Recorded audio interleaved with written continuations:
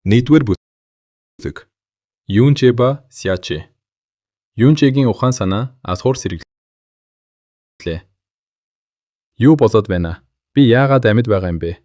Үүлэн сүйд хавслаас үсэрснээ тов тодорхой санаж байна. Амьд үлдэх учиргүйсэн. Би минь өвдөхгүй, ямар ч завөр алга. Энэ яаж боломжтой гэж? Юунчэ гинт нүдэнэн үндэсхийн суув.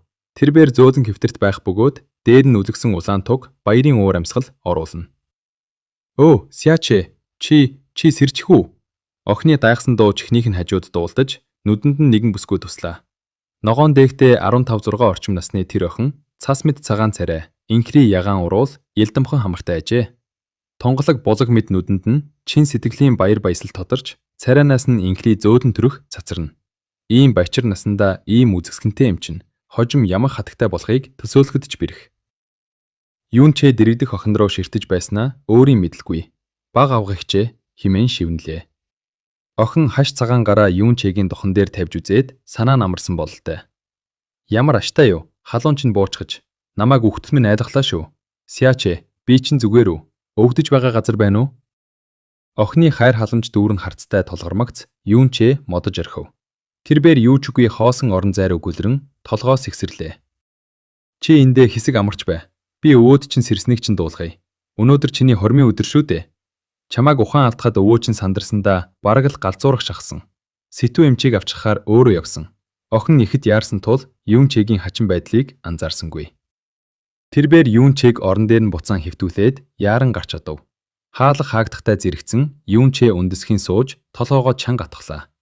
Энэ бол Тэнгэрлэг гүн твийн 7 эзэнт гүрний нэг болох Астарндын хөв хүүл хот.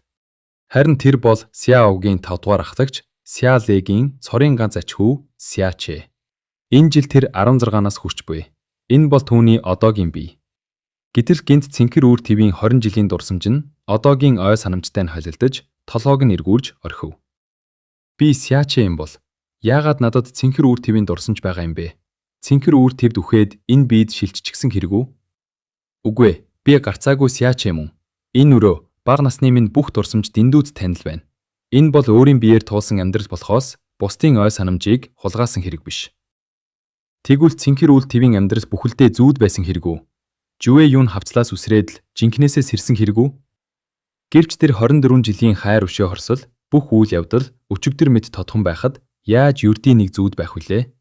Юу болоод байна вэ? Юунчэ, үгүй ээ. Одоогийн Сяачэ хэсэг зуур хүснөө аажимдаа тайвширч бодлоо цэгцэлж эхлэв. Үүр цайж амжаагүй өглөө эрт байлаа. Өнөөдөр түүний Сяа авгийнхантай ураг барилдах хормын өдөр.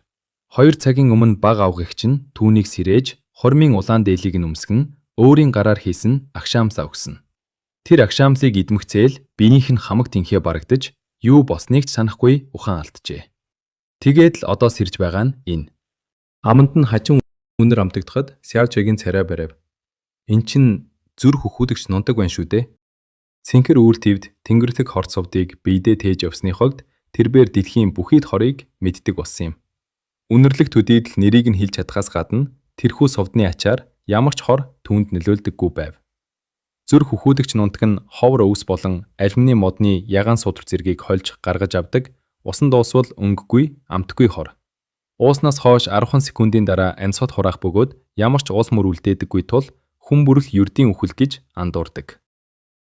Сяочэгийн харц ширүүсэж юу босныг тэр дороо ойлгов. Тэр зүгээр ч нэг ухаан алдаагүй, харин тэр хортой агшаамлыг идэж өгсөн байжээ. Тэрбээр цэнхэр үйл твд төрж өсөөд жүвэ юун хавцлаас үсэрмэгцээ. Энэ ертөнцид дөнгөж өгсөн нэгний биед дахин төрсөн хэрэг. Хүнд хэлбэл үлгэр домог мэд сонсогдохч Сяочэгийн олж чадах ганц тайлбар нь энэ байв. Түр хүзээгээрэй. Хэрв тийм бол энэ биед хорноос хамгаалах чадвар байхгүй байна шүү дээ. Гэтэл энэ биеийн эзэн үхээд удаагүй байхад яагаад миний уруул дээрх хор надад нөлөөлөхгүй байна вэ? Зүүн алан дээр нь хачин мэдрэмж төрөхөд Сяачэ гараа өргөн харвал алан дээр нь ногоон туяатай дугуйхээ тодорсон байх нь тэр. Энэ хэлбэр, өнгө, химжээ яавт ч үгүй Тэнгэрлэг хорт сувд мөнөөсөө мөн. Жүвэ юун хавцлаас үсрэхийн өмнө тэрбээр энэ сувдыг залгисан боловч юу болохыг төсөөлөөж үгүй. Гэтэл энэ сувд түүнтэй хамт энэ ертөнцид ирж биеийнх нь нэг хэсэг болсон байжээ. Сяачэ Тэнгэрлэг хорт сувд руу ширтэнгээ Тэнгэрлэг хорт сувд химэн өөрийн мэдлгүй амандаа шивнэлээ. Түүнийг хийж дуусмагц архан дээрх ногоон тамга гэрэлтэж, толгой нь үл ятиг иргэн нүд нь анигтлаа. Дахин нээхэд түүний ертөнц бүхэлдээ ногоон туяанд автсан байв. Хязгааргүй удам, ногоон орчин. Тэнгэрлэг хорт сувдны сулхан үнэр агаарт анхилна. Сяачи өөрийгөө сувдны доторх ертөнцид нэвтэрснээ удалгүй ухаарав. Тэрхүү жижигхэн сувдны дотор ийм уудам ертөнц байна чинээ хэн санах вүлээ. Тэгээд ч зогсохгүй түүний биеийн нэг хэсэг болон хувирсан нь гайхамшиг. Орж болж байгаа юм чин гар харах байж л таарна. Сяачи нүдээ анин бодлоо төвлөрүүлв. Нөгөөх ногоон ертөнц замхарч нүдээ нээхэд тань зүрөө нь ухтлаа. Алхан дээрх бүдгхэн ногоон тамгыг хараад Сяачи үл ялыг инээнсэглэв. Энэ хажин явдал яагаад босныг мэдэхгүй ч тэрбээр хоёр амьдралынхаа ой санамжтай үлджээ. Магадгүй Тэнгэр бурхан түүний зовлон өгшөөж дахин нэг боломж олгосон биз. Юунчээ байхдаа тэрбээр цэнхэр үйлдвийн хамгийн хүчрхэг хүмүүсийн хавчлаад үртэж явсан ч ганцаараа ертөнцийг дорбиж байсан билээ. Харин одоогийн энэ бие нь ердийн нэг үгүй ээ. Ердөөл сул доройн туйлаж. Тэнгэрлэг гүн твд гүн хүч хамгийн чухал. Сяочэ Сяогийн 5 дугаар ахлагч Сяолэгийн ач хүү боловч 16 нас хүртлээр гүн хүчний эхний шатанд л гатсан нэгэн. 7 настайгаасаа сургуулж эхлээд 8 наснда 1-р түвшинд хүрсэн ч түүнээс хойш 8 жилийн турш ганц жагсангүй. Сяогийнхэн түүнийг дохуурхна. Өвөө нь хөв хүүд хотын шилдэг отож Сэтүг авчирч үзүүлэхэд Сяочэгийн гүн судал төрөлхийн гэмтгтэй болох нь тодорсон юм. Энэ нь эдвэрх боломжгүй гэмтэх тул тэр насан туршдаа энэ түвшиндээ үлдэх хувь тавилантай. Үхтлээ хичээсэн ч гүн хүчний 1-р түвшнээс ахихгүй тул тэрбээр энэ тэрд хамгийн дорд үзэгдэх нэгэн. Хэрв түүний өвөө Сяолэ хотынхоо хамгийн хүчрхэг хүмүүсийн нэг биш байсан бол хинч түүнийг тоож харахгүй байхсан. Сяог бол хөв хүүд хотын тулааны урлагийн 3 том гэр бүлийн нэг. Гэтэл ийм их хүчтнүүдийн дунд Сяочэ шиг илүүдэл хүн байх нь хэн бүхний нүдэнд өргөс мэд. Түүнийг үхлээж цөөн хідэн хүнээс бусд нь үл тоон. Гэтэл өнөөдөр хэн нэгэн түүнийг асар үнэтэй зүрх үхүүлэгч нунтахаар хордуулж алхахыг завдлаа. Сяочэ яагаад гэдгийг нь дорхиноо ойлгов. Учир нь өнөөдөр тэр Сяочиньютэй хуримзах өдөр. Сяочиньюэ түүнтэй чацуу 16-тай боловч гүн хүчин хэдийн 10 дугаар түвшинд хүрч дараагийн шатанд шилжихэд ойрхон байгаа. Сяогийн түүхэнд 100 жилд төрөөгүй гоц авьяаст нь тэрбээр хожим хөв хүүд хотын хэний ч хүрч чадаагүй Тэнгэрлэг гүн зэрэгт хүрэн гэгдэж буй. Түүнээс гадна тэр бол бүх хотын залуусын шүлсийг асгаруулсан хосгүй үзэсгэлэнтэй бүсгүй. Хэрв Сяог хүрдэн сонгоно гэвэл хөв хүүд хотын хоёр хаалгыг холбох урт дараалал үүсэх байлаа. Хотын хамгийн ухаалаг үзэсгэлэнтэй бүсгүй яагаад энэ ачаагүй сул дорой залуутай гэлдэж байгааг хинч ойлгохгүй. Атаархаж хорсондоо хөлөө дэвслэх хүн олон.